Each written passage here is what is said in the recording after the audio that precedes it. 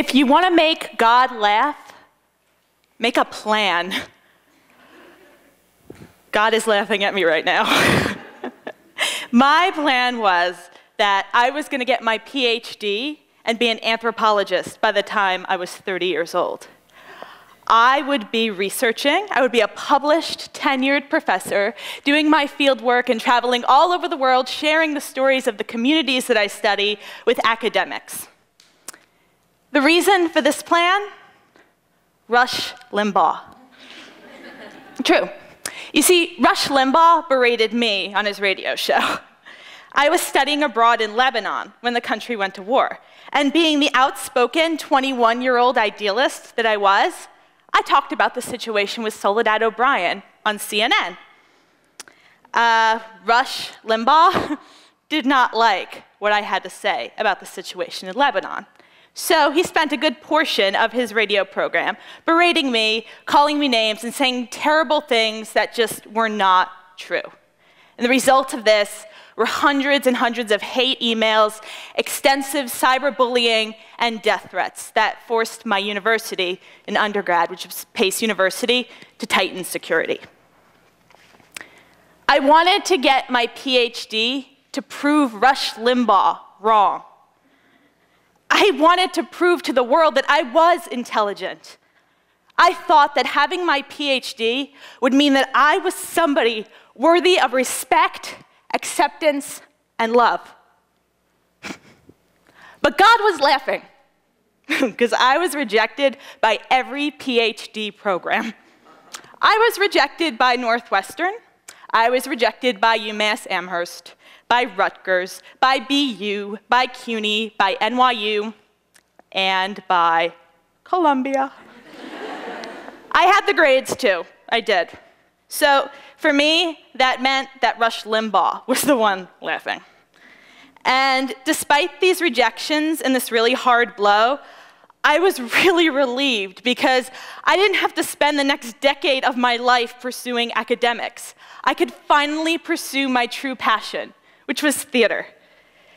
So, while I licked my academic wounds, I regularly auditioned for roles, submitted my work to be a director, and submitted my plays to theaters to be produced. And in 2008, I was hired to write and direct a show for teen girls. And the plan was I was going to interview them and turn their stories into a play. And then God giggled. After casting 12 young women, meeting them and hearing their stories, it was so obvious to me that rather than having me tell their stories, they needed to be empowered to tell their stories. There was no way I was going to write this show on teen life. That's how Project Girl Performance Collective got started. When our first show, Girl Power Voices of a Generation, ended, the girls begged us to continue with the work. Never before had they been told that their stories matter. And at Project Girl, we encourage girls to utilize their personal stories to entertain, empower, and inspire. Through acting and writing workshops in conjunction with a rigorous human rights curriculum that exposes our girls to national and international women's history and feminist discourses, our girls are encouraged to raise their voices and share their work with others. Only when they're ready do they perform publicly, sometimes for intimate 50-seat black boxes, and sometimes for the global audience at the United Nations, the State Department, and here at TED. Together, our actor-activists are building a movement of girls who are telling their stories on a generation that's no longer being silent about the status of women and girls worldwide. Last week, Project Girls were invited to perform for this amazing group of high schoolers in Harlem. And this school is part of the city's failing list and was slated for closure in 2011. This is just the type of school that Jessica and I love working in.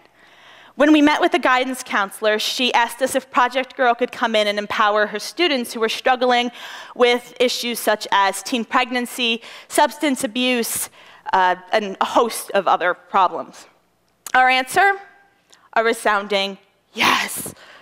During the talkback following the performance, a young woman named Erica timidly raised her hand and asked the girls, "Do any of you rap?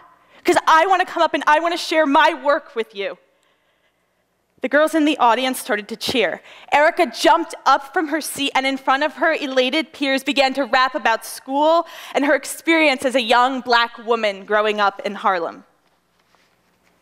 At Project Girl, this is what we call getting girl power. The ability to share your story through whatever medium you choose with others. In that very moment when Erica took over the stage and she rose above her quote-unquote failing school, and the Harlem academic community rose with her. It's a widely told story in our culture that social movements are sustained by one charismatic leader. The truth is, it takes a community of diverse experiences working toward a common goal to sustain a movement. Personal empowerment lies in our ability to express and listen to stories. In the 3.5 years that Project Girl has been working, I found that people are dying to connect. They want to be part of something bigger than themselves. Everybody deserves to have girl power. The need to feel valued and connected is universal.